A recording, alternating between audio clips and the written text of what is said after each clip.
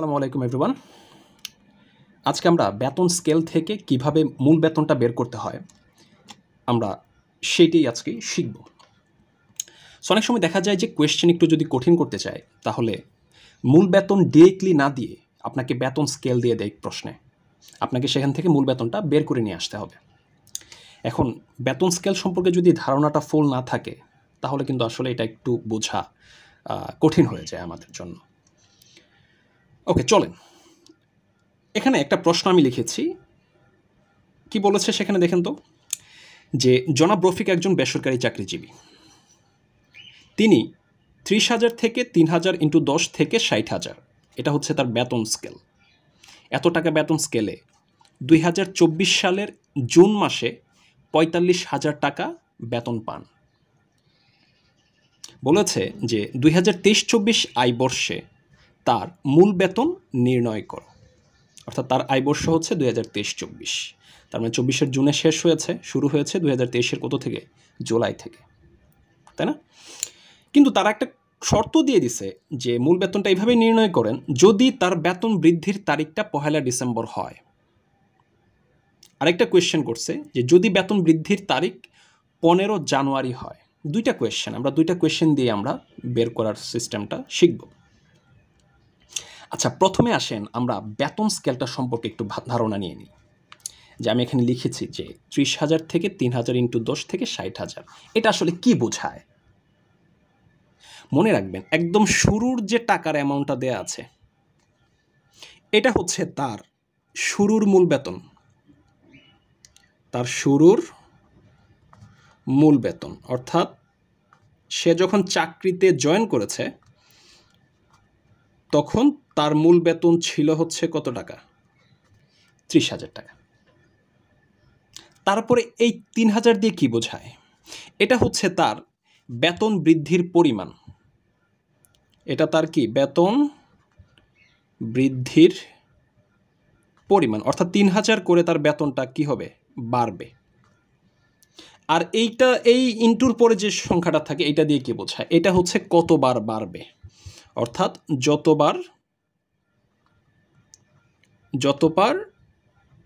যতবার বৃদ্ধি পাবে, ঠিক আছে? এবং বৃদ্ধি পেয়ে একদম শেষ সময়ে তার মূল বেতনটা হবে এই 60,000 টাকা, একদম শেষ মূল বেতন, ঠিক আছে? সো এটা হচ্ছে বেতন স্কেলের পরিচিতি। এইবার আসেন, যে বলেছিল যে তার মূল বেতনটা বৃদ্ধি পেয়েছে কত তারিখ? আমরা 1 নম্বরের জন্য করতেছি যে 1 ডিসেম্বর তার মূল বেতন কি বৃদ্ধি পেয়েছে। আচ্ছা, আমরা তো 2023-24 আয় বর্ষের জন্য করছি না, তাহলে আসেন তো 2023-24, রাইট? তাহলে 2023 আর আমি 2024, আমরা একটু আয় বর্ষটা আমরা একটু বুঝে নিই প্রথমে। দেখেন, আমরা তো 24-এর জুনে কি শেষ হয়ে গেছে না আয় বর্ষ? 24-এর জুনে শেষ হয়েছে, শুরু হয়েছিল কত? 2023-এর জুলাই থেকে। তার মানে 2023-এর জুলাই, দেন আসছিল আগস্ট, দেন সেপ্টেম্বর, দেন অক্টোবর, নভেম্বর, ডিসেম্বর, জানুয়ারি, ফেব্রুয়ারি, মার্চ, এপ্রিল, মে। টোটাল কয়টা মাস? 12টা মাস না? বলেছে যে 2024 সালের জুন মাসে সে 45,000 টাকা বেতন পাইছে। তার মানে এই 2024-এর জুনে তার বেতন কত পাইছে? সে 45,000 টাকা, তাই তো? কিন্তু তার বেতনটা বৃদ্ধি পাইছে কয় তারিখ? 1 ডিসেম্বর না? তার মানে তার বেতন বৃদ্ধি পেয়েছে এই যে 2023-এর যে ডিসেম্বর, এই ডিসেম্বরে তার বেতনটা বৃদ্ধি পেয়েছে। তার মানে তার বেতনটা বৃদ্ধি পেয়েই কিন্তু কত হয়েছে? 45,000 টাকা হয়েছে না? তাহলে এই ডিসেম্বর থেকে জুন পর্যন্ত সে 45,000 টাকা করে পেয়েছে। তাহলে জুলাই থেকে নভেম্বর পর্যন্ত সে কত পাইছে? তার মানে বেতন বেড়ে যদি 45,000 হয়, আমরা জানি বেতন বাড়ার পরিমাণ কত? 3,000। তাহলে 3,000 যদি আমরা 45,000 থেকে মাইনাস করে দিই, তার মানে কি সে এর আগ পর্যন্ত এত টাকা পেয়েছে না? তাহলে 45,000 থেকে যদি 3,000 মাইনাস করে দিই তাহলে আমরা কত পাই? 42,000 পাই না? তার মানে এই 2023-এর জুলাই থেকে 2023-এর নভেম্বর পর্যন্ত সে কত টাকা পেয়েছে বেতন? 42,000 টাকা করে পেয়েছে। আর ডিসেম্বর থেকে 24-এর জুন পর্যন্ত সে বেতন পাইছে কত? 45,000 টাকা করে। তার মানে তার দেখেন তো মূল বেতন কিন্তু কয়টা হয়ে গেছে এবার? দুইটা অ্যামাউন্ট। একটা হচ্ছে 42,000 করে। কয় মাস পাইছে দেখেন তো? 1, 2, 3, 4, 5 মাস। তাহলে এই 2023-এর জুলাই থেকে 2023-এর নভেম্বর পর্যন্ত টোটাল কয় মাস? 5 মাস না? 5 মাস পেয়েছে কত টাকা করে? 42,000 টাকা করে। তাহলে যদি পায় তাহলে কত টাকা আসতেছে? 42,000 ইন্টু 5, 2,10,000 টাকা। আর 2023-এর ডিসেম্বর থেকে 2024-এর জুন পর্যন্ত সে কত টাকা করে পেয়েছে? 45,000 টাকা করে পেয়েছে। তাহলে কয় মাস দেখেন তো? 1, 2, 3, 4, 5, 6, 7 মাস। তার মানে 45,000 টাকা করে সে বেতন পেয়েছে কত মাস? 7 মাস।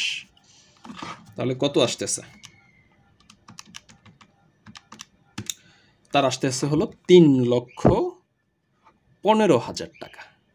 এই হচ্ছে তার টোটাল 1 বছরের মূল বেতন।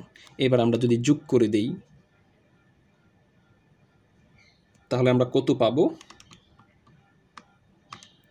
5,25,000 টাকা হচ্ছে কি তার এই টোটাল 23-24 আয় বর্ষে। আমরা এই যে 23-24 আয় বর্ষের মূল বেতন বের করছি না? তার মানে এই 23-24 যে আয় বর্ষ ছিল টোটাল 1 বছরের মূল বেতন হচ্ছে কত টাকা? 5,25,000 টাকা। বুঝতে পেরেছেন বিষয়টা?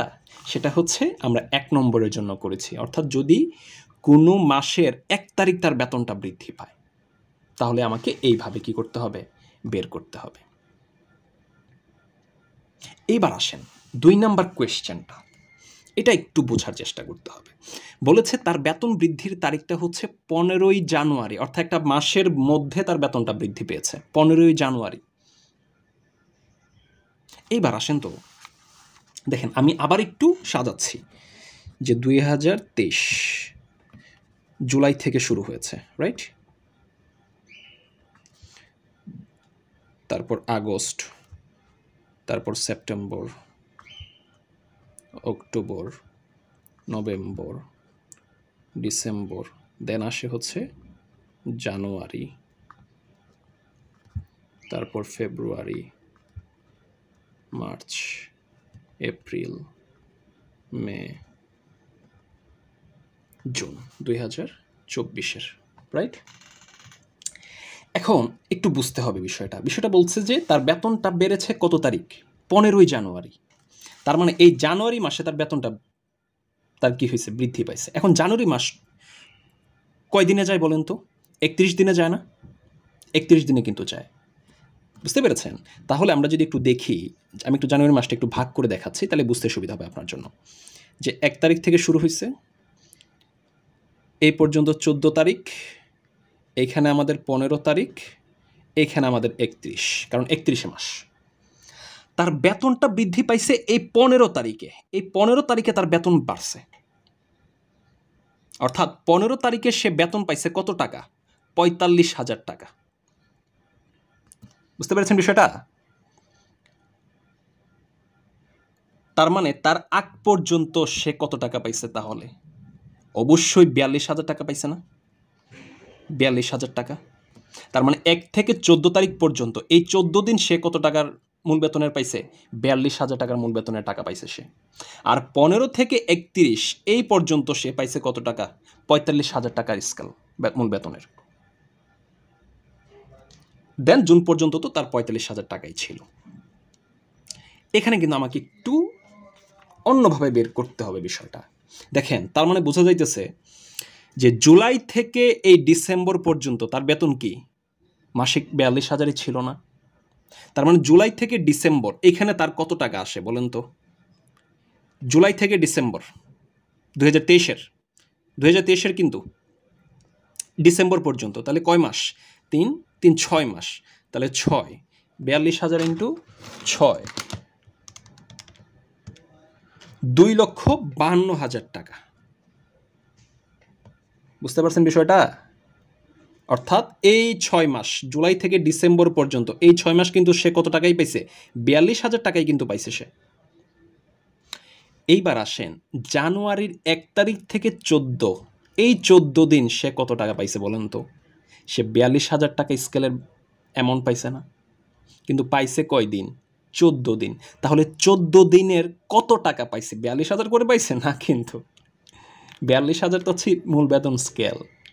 তাহলে পাইছে কত দিনের? 14 দিনের। তাহলে 14 দিনের হিসাবটা আমরা কিভাবে করব?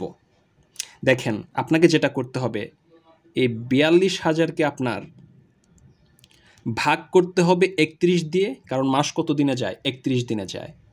সো 31 দিয়ে যদি ভাগ করি তাহলে একদিনের টাকা আসবে না। আর আমি যদি 14 দিয়ে গুণ করে দেই তাহলে কি 14 দিনের টাকা চলে আসবে না? অর্থাৎ এই 1 তারিখ থেকে 14 তারিখ পর্যন্ত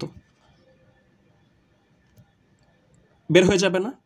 আর 15 থেকে 31 এখানে কয় দিন? আপনার হচ্ছে কত? 17 দিন না? তাহলে 17 দিনে সে পাইছে কত টাকার মূল বেতন স্কেল? 42,000-এর। তাহলে একইভাবে আমাকে যেটা করতে হবে, এখানে প্লাস করে দিতে হবে। এই 45,000 স্কেলেরটাকে আমরা কি করব? 31 দিয়ে ভাগ করব না? তাহলে একদিনের অ্যামাউন্ট চলে আসবে না? তাহলে পাইছে কত দিন? 17 দিন পাইছে না? এই 15 থেকে 31, 17 দিন পেয়েছে। এইভাবে হচ্ছে আমার শুধুমাত্র কোন মাসেরটা বের হচ্ছে এখানে? জানুয়ারি মাসেরটা। কারণ জানুয়ারি মাসে 2টা বেতন স্কেলে সে পেয়েছে বেতন। ক্লিয়ার বিষয়টা? এইবার জাস্ট আপনি কাজটা করে দেন। তাহলে 42,000কে আমরা 14 দিয়ে গুণ করে দিই, ভাগ করব 31 দিয়ে। তাহলে আমাদের আসতেছে 18,967। যেহেতু পয়েন্টের পরে আমাদের 5 বার তার বেশি আছে, আমরা এখানে অ্যাড করে দিব। তাহলে এখানে আসতেছে 18,968 টাকা। আর 45,000-এর যদি আমরা কাজ করি তাহলে 45,000 ইন্টু 17 ভাগ করব 31 দিয়ে, তাহলে আসতেছে হচ্ছে 24,677 টাকা। বুঝতে পেরেছেন? এবার আমরা যোগ করে দিই। তাহলে 18,968 প্লাস 24,677, তাহলে পাইতেছে কত টাকা? এই মাসে তার বেতন পাইছে 43,645 টাকা। অর্থাৎ শুধুমাত্র জানুয়ারি মাসের এই টাকাটা। আর ফেব্রুয়ারি থেকে জুন পর্যন্ত কত পাইছে? 45,000 করেই পাইছে না? কারণ বেতন তো বেড়ে গেছে জানুয়ারি 15 তারিখ। তার মানে ফেব্রুয়ারিতেও 45,000 পাইছে জুন পর্যন্ত। তাহলে এইখানে তার কত টাকা আসতেছে বলেন তো? তাহলে 45,000 ইন্টু কয় মাস? আমার এখানে হচ্ছে 5 মাস। তাহলে 5 মাসে কত আসতেছে? আমাদের 2,25,000 টাকা। ক্লিয়ার? তাহলে এইবার আমরা যোগ করে দিব। এখানে আমার হচ্ছে 2,52,000 প্লাস শুধুমাত্র জানুয়ারি মাসে পাইছে কত? 43,645, 43,645 প্লাস, আর এই ফেব্রুয়ারি থেকে জুন পর্যন্ত পাইছে 5 মাস, 2,25,000। এই হচ্ছে আমাদের টোটাল। যোগ করে দিলে আমাদের আসতেছে 5,20,645। এই হইতেছে যদি বেতন বৃদ্ধির তারিখটা কোনো একটা মাসের মিডলে হয়, বা যে কোনো একটা তারিখে যদি হয় বেতন বৃদ্ধির। তার মানে 15 জানুয়ারি যদি বেতন বাড়ে তাহলে আমাকে কি করতে হবে? এইভাবে বের করতে হবে। এখানে 15 জানুয়ারি না দিয়ে আমাকে 10 জানুয়ারি দিতে পারতো, যে কোনো একটা তারিখ দিতে পারতো। বুঝতে পেরেছেন বিষয়টা? সো এইভাবে হচ্ছে আমাদেরকে কি করতে হয়? বেতন স্কেলটা বের করে নিতে হয়। সো আশা করি বুঝতে পেরেছেন।